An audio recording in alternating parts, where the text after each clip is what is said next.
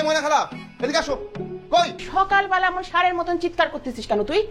2 দিন আগে বলছি শার্টটা ধুয়ে রাখতে, আজকে আমার ক্লায়েন্টের সাথে পিপিএম, আমি মাইন্ডসেট করে রাখছি শার্টটা পরে যাবো, ধুয়ে রাখে নাই। এই জন্যই তো বলি তোকে বিয়ে করে ফেল, তাহলে তো এত ছোটখাটো জিনিস নিয়ে তোর আর মাথা ঘামাতে হতো না। সব কিছুর মধ্যে বিয়েটাকে টেনে আনতে হবে। এই তোর কোনো দিকে খেয়াল আছে? তোর বয়স কত হয়েছে জানিস? কয়দিন পরে তো তোর জন্য আর মেয়ে খুঁজে পাওয়া যাবে না। মেয়ে না করে বিয়ে করবো না, আই ডোন্ট কেয়ার। ম্যাডাম, আগের স্যালারি থেকে পোষায়? আপনি তো কথাটা কানেই দিতেছেন না। মিজান ভাই, আপনার বেতনটা কি আমি দিই নাকি পাপ্পা দেয়? দেয় তো সারি। একটা কথা বলবেন না, চুপচাপ গাড়ি চালান। আপনার পোষালে আপনি কাজ করবেন, নাহলে আপনি কাজ ছেড়ে দেন, কোনো সমস্যা নাই। তোর গত পিপিএম এর ডিজাইনটা তো খুব ভালো ছিল। Thank you sir. অজু করার সময় বেসিনের ওখানে পাইছি। আরে বল, মানে 1 লাখ টাকা পেয়েছিলাম। কেন? এটা কি? 5 টাকা নেন। এই 5 টাকা দিয়ে আমি কি করব? পান সিগারেট খাবেন? চা, পান, সিগারেট সব খাওয়া নিষেধ। তাহলে কি কবে দান করে দেন? কি এটা? কিছু বলে গেল না মনে হয় স্যার। আমার মেয়ে। হ্যালো পাপা, আমার ইমার্জেন্সি 50,000 টাকা লাগবে। ইমার্জেন্সি? পাপা আমি জানি তুমি এখন আমতা আমতা করবে, আমি তোমাকে অ্যাড্রেস পাঠিয়ে দিচ্ছি, তুমি কাউকে দিয়ে টাকাটা পাঠিয়ে দাও। আচ্ছা ঠিক আছে। এই মেয়ে আমাকে শেষ করে দেবে। দেশের বাইরে থাকতে থাকতে এই টাকাকে টাকা মনে করে না, মনে করে পয়সা। অ্যাকাউন্ট থেকে 50,000 টাকা নিয়ে ওকে দিয়ে এসো, কিছু মনে করো না। না স্যার, মনে করার কি আছে? এক্সকিউজ মি, ইয়েস আপনি অর্পা? পাপা কি তোমাকে পাঠাইতে টাকা দিয়ে টাকা দাও? হ্যাঁ, টাকা পাঠিয়েছে, কিন্তু সেটা তোমাকে দেওয়ার জন্য কিনা এই ব্যাপারে আমি কনফিউজড। তুমি করে বললা? তোমাকে কেন তুমি করে বলছি? পাশে এসে দাঁড়াও, বুঝিয়ে বলছি। হোয়াট? মানে পাশে এসে দাঁড়াও। তোমাকে সাহস কম না? তুমি কি জানো তুমি কার সাথে কথা বলতেছো? Do you even know who am I? টাকাটা দিয়ে এখান থেকে ফুটো যাও। তুমি আমাকে তুমি করে বলার সাহস কোথায় পেলে? প্রথম সাক্ষাতে কাউকে আপনি করে বলা ভদ্রতা। পাপার অফিসে যে 2 টাকা বেতনের চাকরি করে, তার কাছ থেকে আমাকে ভদ্রতা শিখতে হবে। আমি তোমার বাবার কর্মচারী, তোমার কর্মচারী না। So to respect. If I don't respect তাহলে কি হবে? কানে নিচে একটা মারবো না। রেসপেক্ট কিভাবে করতে হয় সারা জীবন মনে থাকবে। আমি তোমার বাবার রিকোয়েস্টে আসছি, তোমাকে টাকাটা দিয়ে যেতে, বাট সরি, টাকাটা দিতে পারলাম না। তোমার বাবার কাছ থেকে গিয়ে নিয়ে আসো। টাকা লাগেনি? ম্যানেজ হয়ে গেছে? বাহ, you are great man. Sir টাকা লাগবে কিনা জানি না স্যার, আমার মনে হয় কি আপনার মেয়ে আপনার অতি আদরে লাইফে বকে যাচ্ছে। আমার আমি বেশি প্রেশার দিতে পারি। তাতে স্যার আপনারই ক্ষতি হচ্ছে। বাবা তুমি এই মুহূর্তে এই লোকটাকে আমাদের অফিস থেকে ঘাট ধাক্কা দিয়ে বের করে দিবে। ঠান্ডা হ, টাকাটা আমার কাছে দিয়ে গেছে। তো লাগবে, আমি দেখছি। বাবা আমার কোনো টাকা লাগবে না।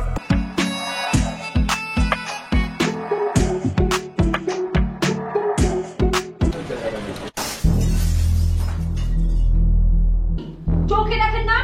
চোখে প্রবলেম? তার ডাক্তার দেখান গিয়ে। সরি বলো। নেভার। এই কি হচ্ছে এখানে? তেমন কিছু না, কাউকে সম্মান করলে সম্মান কমে না, সম্মান বাড়ে। এই যে তোমার বাবা, মানে আমাদের স্যার, ওনাকে পেছন থেকে আমরা অনেকেই কৃপণ বলি, কিন্তু সেটাও ভালোবেসে। যে মানুষটাকে ধাক্কা দিলে উনি এই অফিসের সবচেয়ে সিনিয়র মেম্বার, হয়তো ওনার ডেজিগনেশন সবার নিচে, কিন্তু আমরা প্রত্যেকেই তাকে ভালোবাসি, তাকে সম্মান করি। আর কি বলছিলে, অফিস থেকে আমার ঘাড় ধাক্কা দিয়ে বের করে দিতে? অফিস থেকে বের করতে হবে না, আমি নিজেই অফিস ছেড়ে চলে যাচ্ছি। ছেলে মানুষ, মাথাটা একটু গরম, ওর জন্য তুমি আমাকে এত বড় শাস্তি দিও না। আর কোম্পানি তো তোমারও, তুমি এটা ছেড়ে কোথায় যাবে বলো?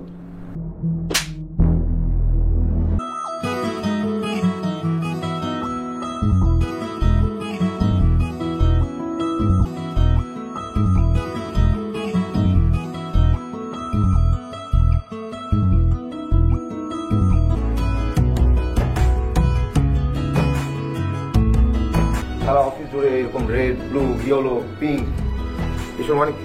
আমি তো কিছু জানি না, তাই আপনি ওয়েটিং রুমে গেলে সব জানতে পারবেন। বসো বসো, এতটা ভদ্রতা আমাকে দেখাতে হবে না, তোমার পরিবর্তন দেখে ভালো লাগছে। সবকিছু আপনার জন্য পসিবল হয়েছে। বাহ, শুনে ভালো লাগলো। I think I will love you. Sorry, বুঝলাম না। আমি সিরিয়াসলি বলছি। তুমি ছোট, বয়স কম, হুটহাট কিছু ভাবতেই পারো, এটা স্বাভাবিক। I am really sorry. মারি মায়াতে জড়াই আমি আনমনে, মন জানে আমার মন জানে, এই মনে স্বপ্ন কে বনে। তুমি যদি তোমার বাড়াবাড়ি বন্ধ না করো, তাহলে চাকরিটা আমার ছেড়ে দিতে হবে।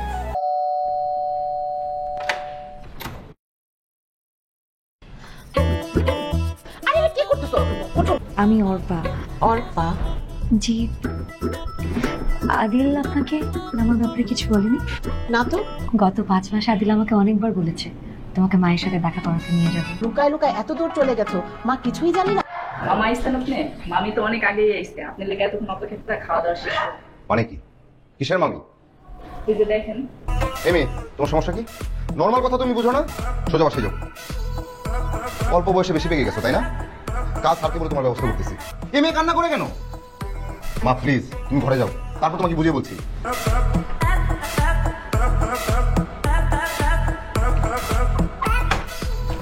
সোজা বাসায় যাবা, যাও। আমি যাবো না, আমি এখানেই দাঁড়াতে, আমি দেখি তুমি কি করো। তোমার যা ইচ্ছা তা করো, আই ডোন্ট কেয়ার। একটা মেয়ে ভুল করছে, ভুলের জন্য সে তোর কাছে মাফও চাইছে, তুই মাফ করিস নাই, সেজন্য সে বাসা পর্যন্ত চলে আসছে। ওদের মন গলানো কাহিনী দেখে তোমার মন গলতে পারে, আমার মন গলবে না। বাসার সামনে একটা মেয়ে দাঁড়ায় আছে, লোকে দেখলে কি বলবে? তাছাড়া মেয়েকেও ডাকতেছে, যে কোনো সময় বৃষ্টি নামবে।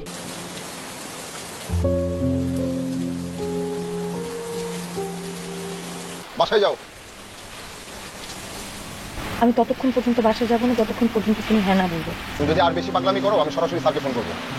ফোন করো, বাধা দিয়েছে কি তোমাকে? তাছাড়া পাপা সব জানে। আচ্ছা ঠিক আছে, বাসায় যাও, আমাকে 2 দিন সময় দাও, আমি ভেবে দেখছি। অর্পা, তোমার বাসায় যেতে তো লেট হবে, বাসায় আসো, চেঞ্জ করে যাও। তুমি আমি তো জানি মন খোঁজে, আমার মন খোঁজে তোমার চোখে হারায় এমন, ও হয়নি এমন।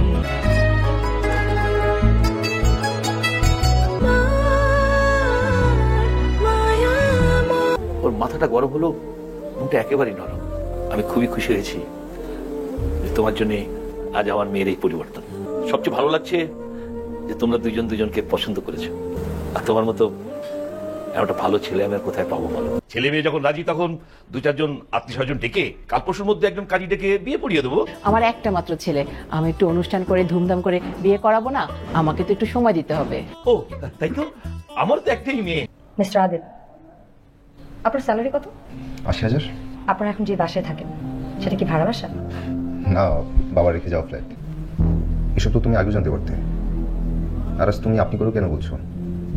তুমি কি আমাকে ডেকে এনে অপমান করছো? আমি আপনাকে বাস্তবতা শেখাচ্ছি।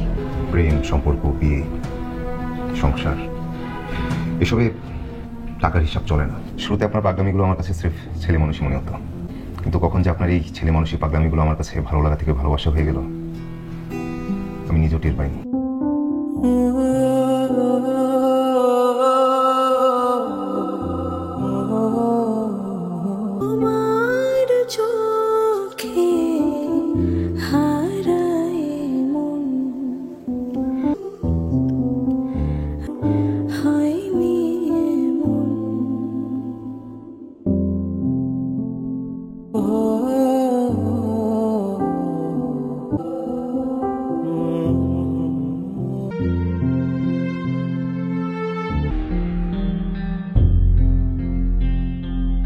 অর্পার বাবা ফোন দিছিল, বিয়ের ডেটটা নিয়ে কথা বলতে চায়।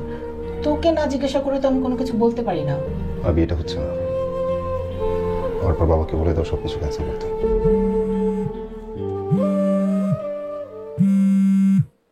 আবার কিছু নাটক শুরু করছো? আমি কোনো নাটক করছি না আদিল। ফোন রাখো, আর কোনোদিন আমাকে ফোন করবে না। আমার আসলে সেদিন কি হয়েছিল আমি জানি না। আমি পুরো পৃথিবীতে আমার বাবা ছাড়া আর কোনো পুরুষকে ভালোবাসিনি। যে মানুষটা আমার বাবার কাছে এত ইম্পর্টেন্ট, আমার কাছে এত ইম্পর্টেন্ট, আমি মনের অজান্তে সেই মানুষটাকে এত কষ্ট দিয়ে ফেললাম। যে পৃথিবীতে আমার বাবা নেই, তুমি নেই, সেই পৃথিবীতে আমার থেকে কি লাভ? আবার তোমার সেই মন ঘুরানোর রংঢং শুরু হয়ে গেছে তাই না? আমি কিন্তু তোমার বাবার অফিস থেকে রিজাইন নিয়ে একদম শহর ছেড়ে চলে যাবো। আর তুমি যদি আমাকে ক্ষমা না করো তাহলে আমি পৃথিবী ছেড়ে চলে যাব। তোমার বিশ্বাস হচ্ছে না এই তো? না। ঠিক আছে, আমি 1 থেকে 3 গুনবো। যদি এর মধ্যে তুমি আমাকে ক্ষমা না করো তাহলে আমি ছাদ থেকে লাফ দিব। 1, আই 2, ডোন্ট 3। কেয়ার।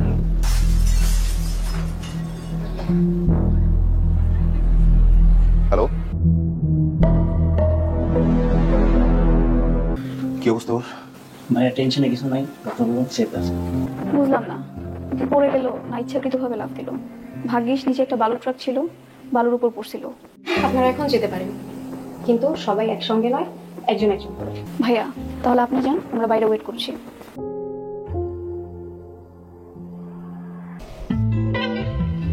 কানে ধরলে তোমাকে সুন্দর লাগে, একদম বারবি ডলের মতো। আগে বলো তুমি আমাকে মাফ করেছো। বললাম এভাবে না, হাত ছুঁয়ে বলো। এখন থেকে তোমার এইসব নাটক সিনেমা বন্ধ করো।